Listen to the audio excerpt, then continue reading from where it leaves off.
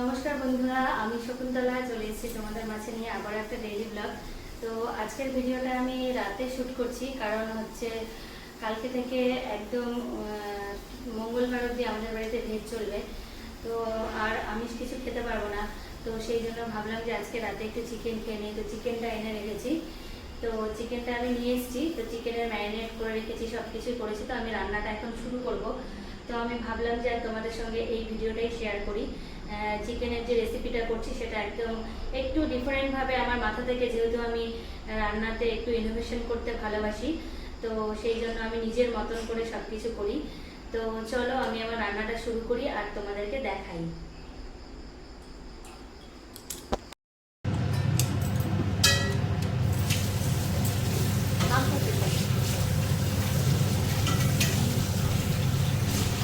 কড়াইয়ের মধ্যে সর্ষের তেল দিয়ে দিলাম। এবার আমি আলুগুলোকে ভাজবো।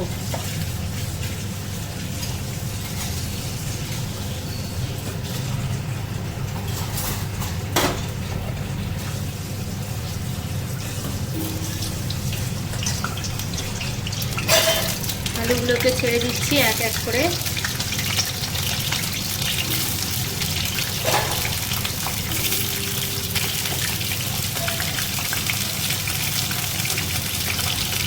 একটু নুন দিলাম,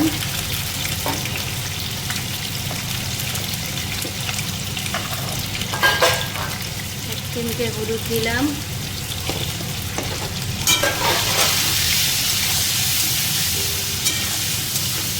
এটাকে খুব সুন্দর করে ভাজবো। এটাকে ভাজতে ভাজতেই সেদ্ধ করবো, যেহেতু চিকেন তাড়াতাড়ি রান্না হয়ে যায়, তো আলুটা না সেদ্ধ হওয়ার একটা ভয় আছে। তো সেই জন্য এটাকে ভালো করে সেদ্ধ করবো।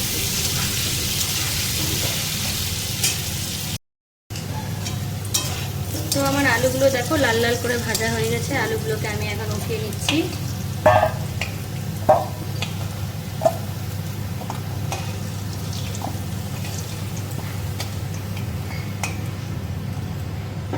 তারপরে আমি এই তেলের মধ্যেই ফোড়ন দেব। কি ফোড়ন দিয়েছি? তেজপাতা, জিরে আর গরম মশলা, ঠিক আছে, এটা ফোড়ন দিয়েছি।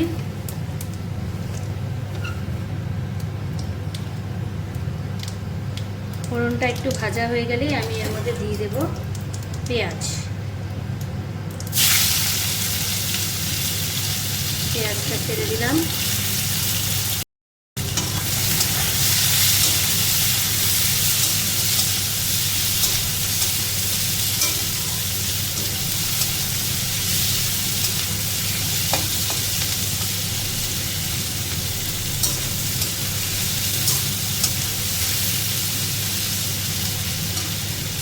পেঁয়াজটাকে একটু কমিয়ে দিচ্ছি, এটা একটু আস্তে আস্তে ভাজা হোক। পেঁয়াজটা একটু ভাজা হবে, তারপরে আমি এর মধ্যে অন্য জিনিস দেবো। এদিকে আলুটা রেখে দিই, আলুটা ভাজা হয়ে গেছে।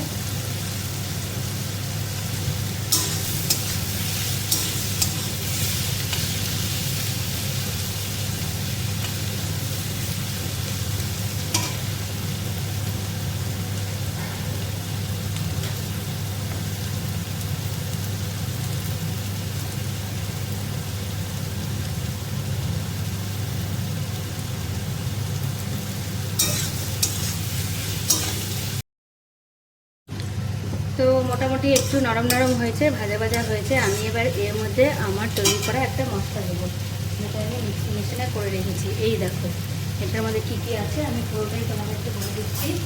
এটার মধ্যে আছে হচ্ছে আদা, রসুন, আর হচ্ছে কাজু, কিশমিশ, পোস্ত। তো এটা দিয়ে একটু কষাবো, তারপরে মাংসটাকে ম্যারিনেট করে রেখেছি ওটাকে দেবো।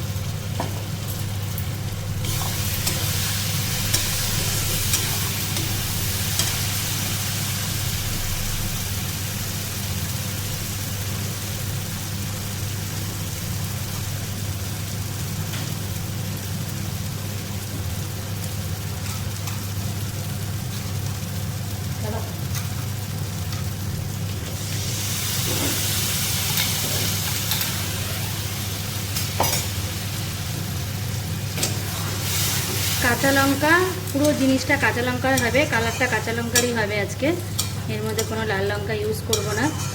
তো হচ্ছে কাঁচা লঙ্কা, আদা, রসুন, কাজু, কিশমিশ আর হচ্ছে পোস্ত মিক্সি মেশিনের মধ্যে পেস্ট করে রেখে দিয়েছিলাম।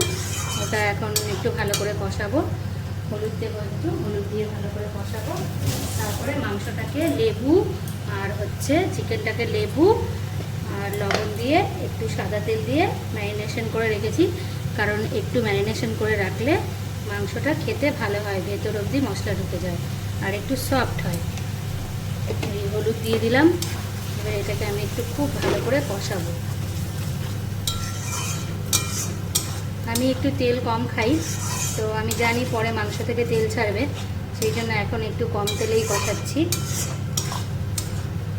মানে চেষ্টা করি তেল কম দেওয়ার, তবে দেখেছি যে তেল কম দিলে তরকারি টেস্ট হয় না।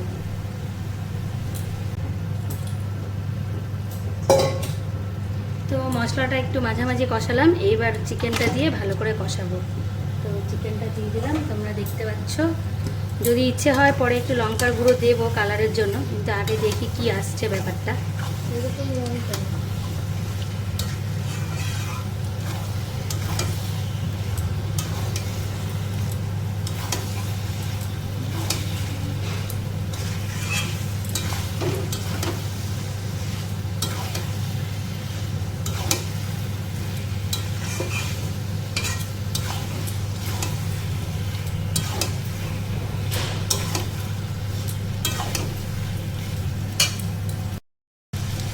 হঠাৎ করে মেয়ে এসে বললো এরকম কালার কেন, সেই জন্য আমি একটু এর মধ্যে কাশ্মীরি লঙ্কার গুঁড়ো দিয়ে দিচ্ছি, যেন কালার আসবে। এটা লালের জন্য, ঝাল হবে না। তো মাংসটাকে একটু মশলা ধোয়া জল দিয়ে একটু এটাকে ভালো করে নেড়ে চেড়ে এবার গ্যাসটাকে সিম করে এটাকে আমি ঢাকা দিয়ে দেব। আর তার সাথে আলুগুলোকেও বসিয়ে দেব সুন্দর করে, নাহলে এই আলুগুলো সেদ্ধ হবে না। তো এগুলো মাংসের সাথেই সেদ্ধ হবে। মাংসের আলু আমার ভীষণ ভালো লাগে।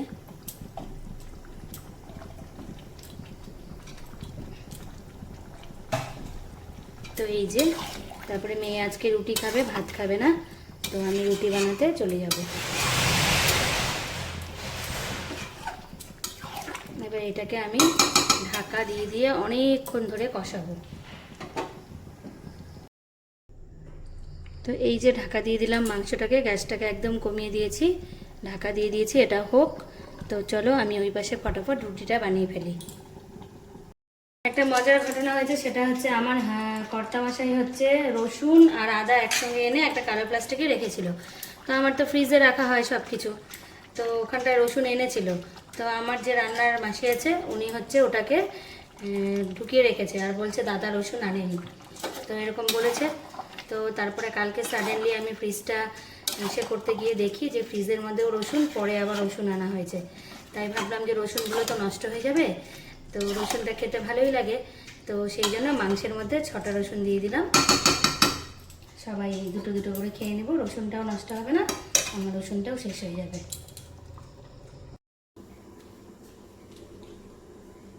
তো আমি চলে এসেছি রুটি বানাতে, জলটা গরম হয়ে গেছে, এদিকে মাংসটা হচ্ছে, আস্তে আস্তে গ্যাসটা কমিয়ে দিয়েছি। তো গরম জল দিয়ে রুটি বানাই, রুটিটা সফট হয়। দুই মেয়ের বায়না, মাংস আর রুটি খাবে, আর আমার বড় মশাইও খাবে। তো এই দেখো জল দিয়ে, গরম জল দিয়ে আমি এটাকে চামচ দিয়ে এইভাবে এটাকে মেখে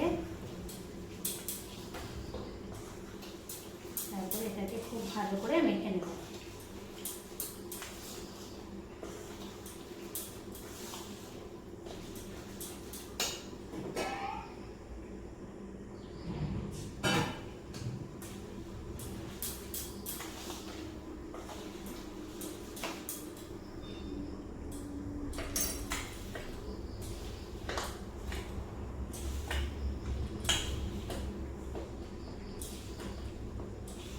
আটাটা হচ্ছে মাখার ওপরে রুটি টেস্ট হয়, নরম হয়। তো আমার বাড়িতে সবাই বলে যে আমি খুব নরম রুটি বানাই। ভালো করে মাখবো, খুব ভালো করে মাখবো।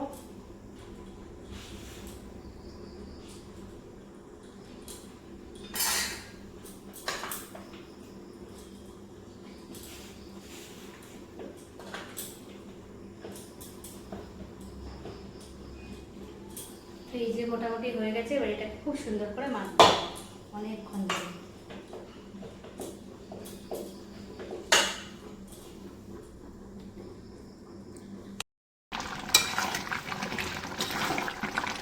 ফাইনালি দেখো মাংস থেকে পুরো জল ছেড়ে দিয়েছে একদম।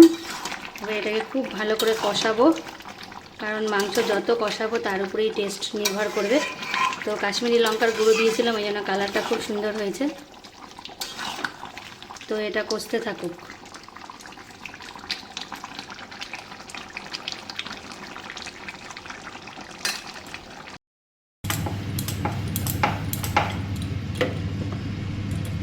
এখানে দিলাম যে এবার আর একটা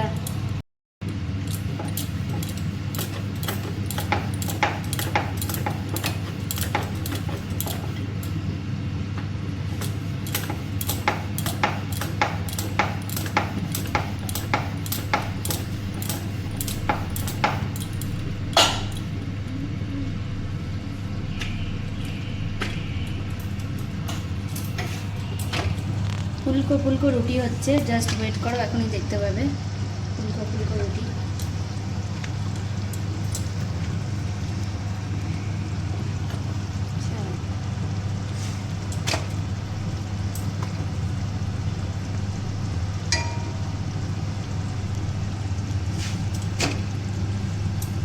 এখনই হয়ে যাবে।